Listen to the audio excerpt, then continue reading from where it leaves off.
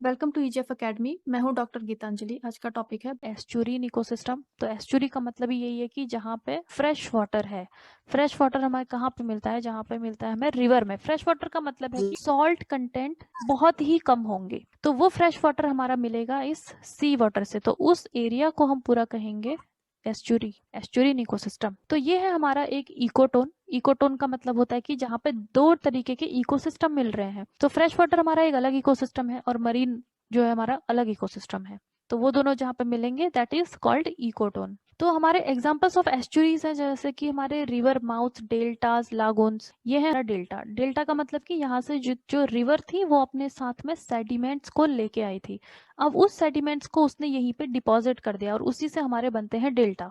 जैसे कि हमारा सुंदरबन का जो डेल्टा है वेस्ट बंगाल में, तो वो भी हमारा एक डेल्टा है। ये एक हमारा हो गया एस्चुरीन इकोसिस्टम। दूसरा है हमारा लागून्स। लागून्स क्या होता है कि लागून का मतलब कि ऐसी वाटर बॉडी जो कि सेपरेट होती है लार्ज वाटर बॉडी से। ये हमारी लार्ज वाटर बॉडी है और ये हमारी स्मॉल वाटर बॉडी है, तो इसे हम कहते हैं एक लागून्स। तो यहाँ पे जो हमारी एस्चुरी है वहां पे इस तरीके के आपको ऑर्गेनिज्म मिलेंगे जो कि अडेप्ट कर सकते हैं सलाइनिटी में वेरिएशन को, जिसे हम ऑस्मो रेगुलेशन भी कहते हैं, क्योंकि सलाइनिटी चेंज होते रहती है। फ्रेश वाटर आ रहा है और नीचे से सी वाटर आ रहा है, तो वहां पे आपका वेरिएशन होते रहेगा। जैसे कि आपका जब टाइड्स होते हैं, हाई टाइड्स, तो उस टाइम पे आपकी ज्यादा सलाइनिटी हो सकती है। ऐसे ही ऑर्गेनिज्म यहाँ पे मिलेंगे जो उस बदलते हुए सलाइनिटी में रह सकते हैं। एस्चुरीज का इंपॉर्टेंस हम देखते हैं कि ये जो होता है बहुत ही प्रोडक्टिव होते हैं, क्योंकि दोनों टाइप के इकोसिस्टम यहाँ पे मिल रहे हैं, आपका फ्रेश वाटर और मरीन इकोसिस्टम। तो दोनों टाइप के आपको ऑर्गेनिज्म भी यहाँ पे मिलेंगे इस एरियाज में। They are very highly populated. ये पॉपुलेटेड क्यों है? क्योंकि एस्चुरीज का मतलब क्या है? जैसे कि ये है हमारा इंडिया। अब यहाँ से जितनी भी नदियां यहाँ पे बह रही हैं, तो ये यहाँ पे तो एस्चुरीज बना रहे कोस्टल रीजन में। तो और कोस्टल रीजन ही हमारे सबसे ज्यादा पॉपुलेटेड है। जैसे कि हमारा मुंबई, 3% ऑफ वर्ल्ड पॉपुलेशन रह रही है हमारे एस्चुरीज पे या फिर कोस्ट में। तो vast mangrove forest on the seaward side act as a barrier during cyclone. ये तो है हमारा एस्चुरी, और ये है हमारे मैंग्रोव फॉरेस्ट जो कि इस एस्चुरी के पास में ही डेवलप होते हैं।